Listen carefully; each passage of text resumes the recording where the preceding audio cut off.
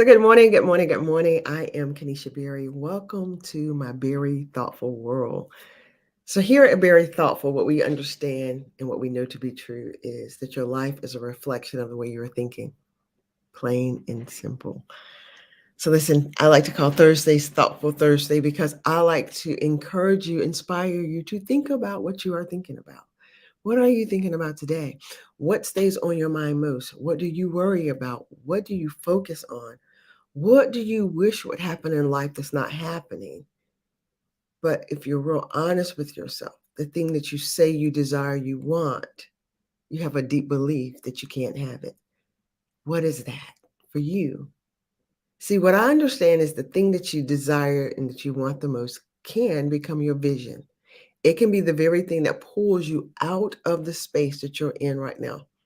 The vision, Dr. Beckwith says, your pain will push you, but your vision will pull you. Your vision will pull you right into the life that God really has for you. But a lot of times, what we do with the vision is we have it, we think about it, and then we put it on the shelf. We think that we can't have that. Only certain people get to have that kind of life. So for some of us, we've even stopped dreaming. We dare not dream of the big dreams, desire the things that we really want because, hey, after all these years, they've never worked. So why would I keep doing this to myself? But it is that very vision, that very dream that is working so hard to get you to pay attention to it so that it can pull you where you want to go. But it all starts with the way you're thinking. So, as a mindset relationship coach, here's what I work on with my clients. One, I help them get clear about what they are thinking, where their mind goes all the time, how their thoughts have been built, what has been molded on, what is their kind of what I call their bent.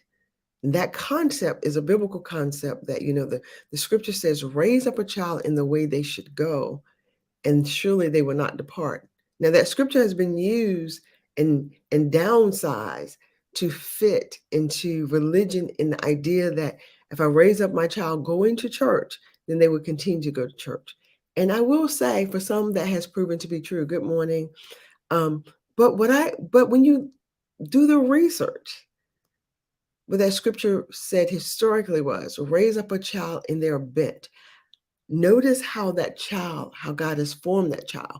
The idea that God has knitted you together in your parents' womb, that's scripture.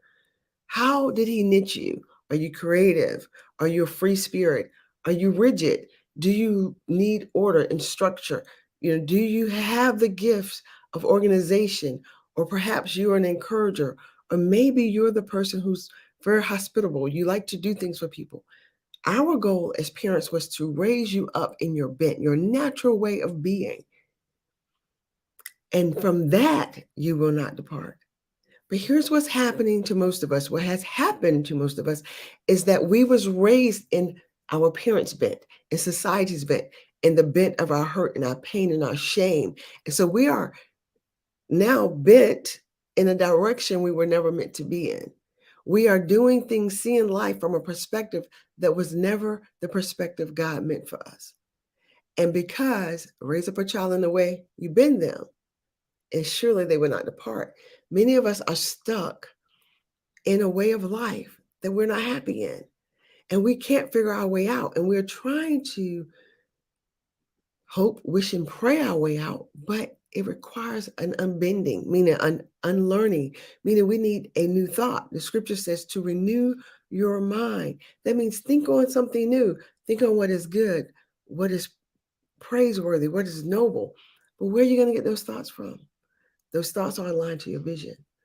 When you could begin to see life where you want to go, instead of looking at everything that has happened to you, instead of looking at where you've been, you can move in a new direction. But as long as you keep looking at the past, what happened to me, what they did to me, how they owe me, what should have been right, the way they should have treated me, you will forever stay stuck because your brain is only trying to make you right. I need you to get that. Your mind is such a powerful tool, but an untrained mind is dangerous. A trained mind is very powerful. It can begin to draw to you the very life you want.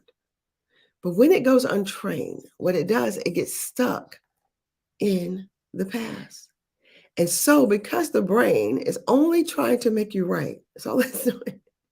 If you believe that the world is unfair and that nothing good happens to you, your brain says, yes, that's right.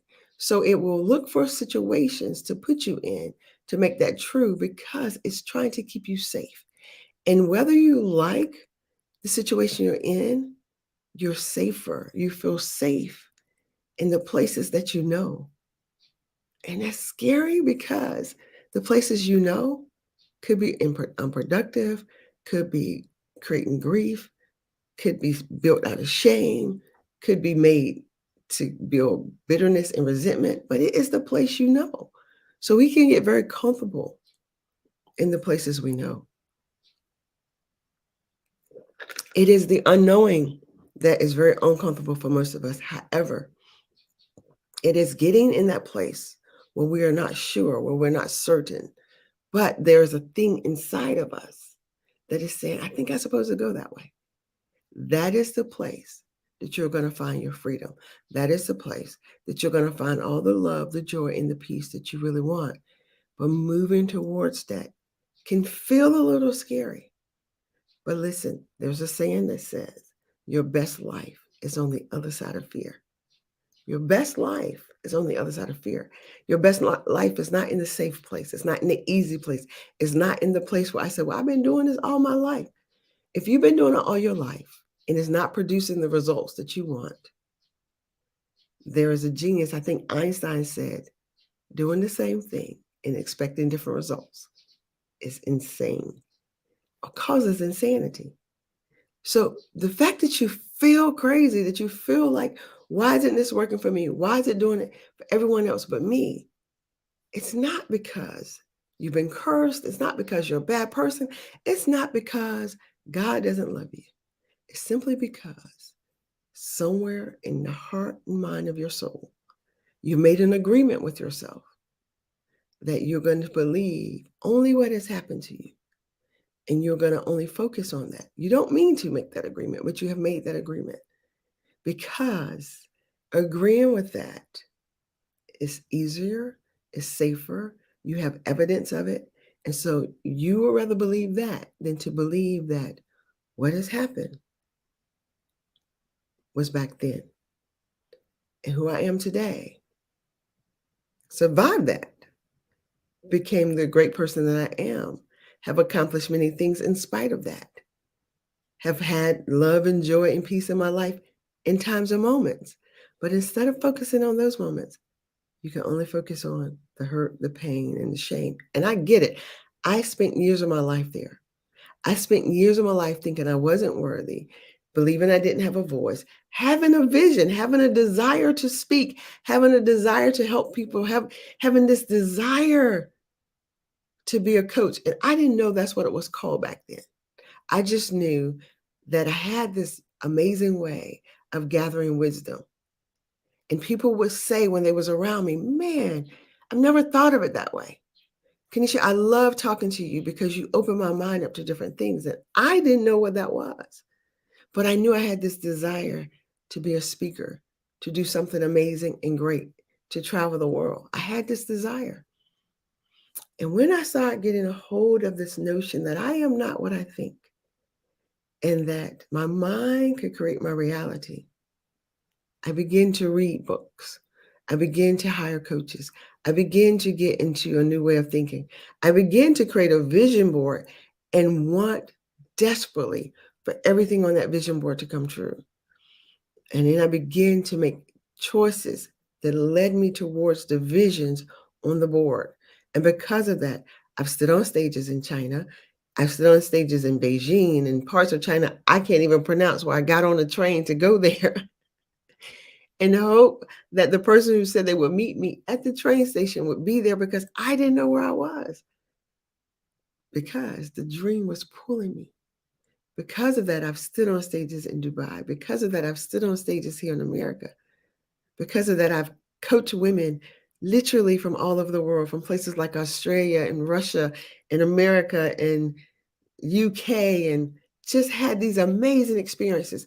all because there was this vision that was pulling me that I finally was willing to say yes to and let go of what the past. And when you let go of the past will let go of you. But until you let it go, it will keep you stuck and trapped. So if you're exhausted, if you're ready, if you're saying, you know what, I do not want to end 2022 like this. I do not want to go into 2023 feeling sad, frustrated, mad with the world, feeling like my life can't change. I don't want to do that anymore. If you're that woman watching this, and guys too, if you're willing to work with me, I want you to do several things today.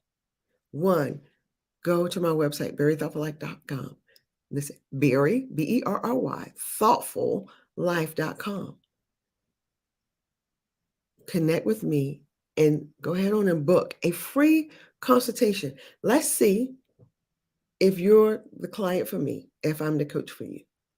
2, sign up for my free webinar, my vision webinar.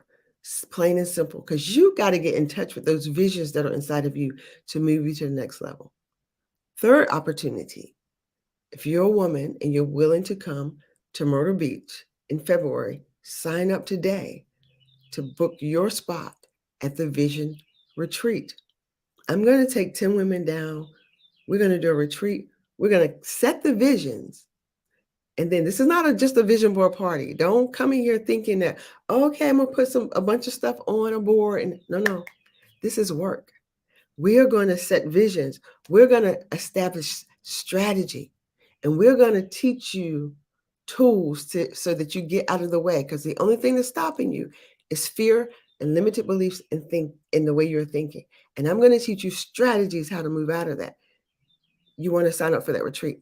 And the last thing, do me a favor, get this book. I know you may be thinking, what does this book have to do with anything? I don't want another little girl, particularly another little Black girl, growing up believing that she's not good enough, beautiful enough, and just simply not enough to have in life what she wants. So we're going to start early. If there's a little girl in your life who can benefit from hearing beautiful words saying to her every single day, get this book. Go to my website, berrythoughtfullife.com, and everything that I just mentioned, you can get to through my website. Thank you so much for watching. I cannot wait to hear from you. I can't wait to see you on the webinar. I can't wait to talk to you on your call. And I can't wait to see you at this retreat if you're going to do it. Talk to you soon. Bye-bye.